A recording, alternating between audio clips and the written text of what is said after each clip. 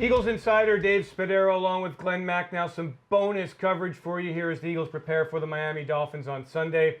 We're going to go through a list of some of the best Eagles who have also been Miami Dolphins. It's not a particularly long history, particularly storied history, a particularly memorable history More with than these two I teams. thought, though.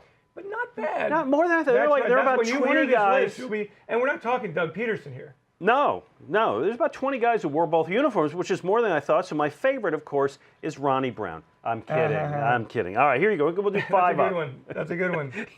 remember that pass, do you? Yeah. All right, here you go. Number 5 is Freddie Barnett. We got the good years, which were 1990 through 95. Miami got a couple years after that. I thought he was the best receiver they had between Mike Quick and T.O. Didn't he Freddie make Barnett. the Pro Bowl when he was with the Dolphins? I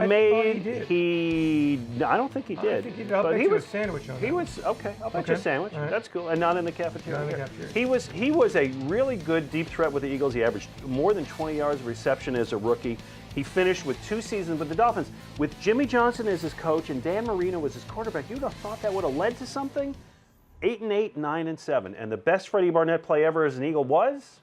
Buffalo Bills, Randall Cunningham scrambling around, escaping Bruce Smith, throws it to Freddie Barnett, makes a leaping grab, goes 95 yards to complete the play. What a play! It was a thing of beauty, and the Buffalo defensive Black back cleats. kind of fell down. All right, number 4, Irv Fryer. Yeah. Now, 800. Here's the thing I found about Irv Fryer: 851 receptions as a pro, which puts him in 24th place.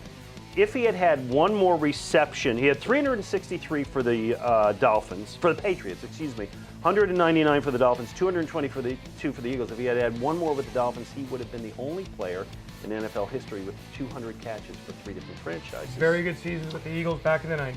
Yes, and his With greatest no game, quarterback. greatest game ever for the Eagles was his first year here, a 4-touchdown game against Arizona. the Dolphins. Dolphins.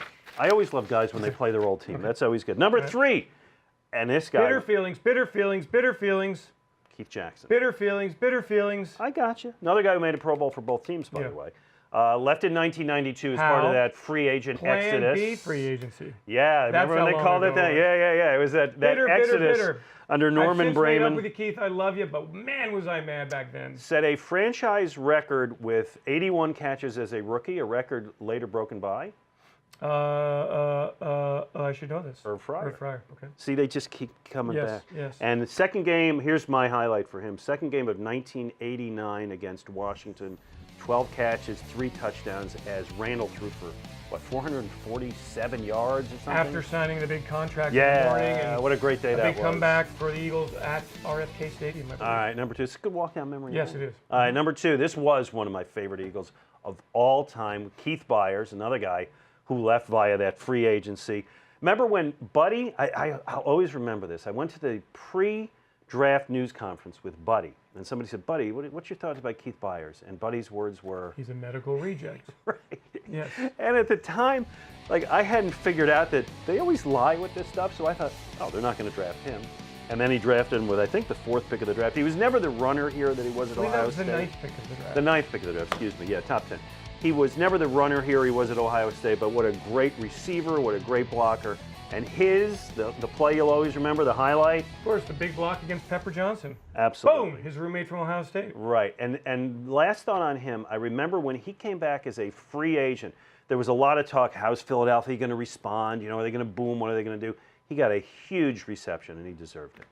My all-time favorite Eagle Dolphin is Troy Vincent.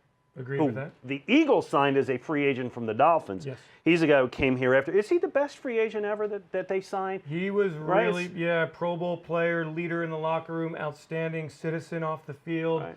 That doesn't happen that often. Right, I got to think it's him or Runyon. Those were yeah. right around the same time, and they had great careers here, those guys. Eagles signed him at 25 after 4 years in Miami. Went to played 8 years here, went to 5 Pro Bowls in 8 years, which was pretty good. He was big enough and tough enough to hit a receiver at the line. He was fast enough to catch up with him. He was a really smart player. So Troy Vincent is my favorite Eagle/Dolphin. This week, our favorite Dolphins/Eagles, Nolan Carroll. Yeah. Caleb Sturgis. Yeah, sure, Caleb. So let's do it. Hey, that 53-yarder swung me. Thanks for making us feel really old, Glen Macnow. That's our trip down memory lane. Former Eagles who shared time in Miami as we get ready for the Miami Dolphins coming to town on Sunday at Lincoln Financial Field.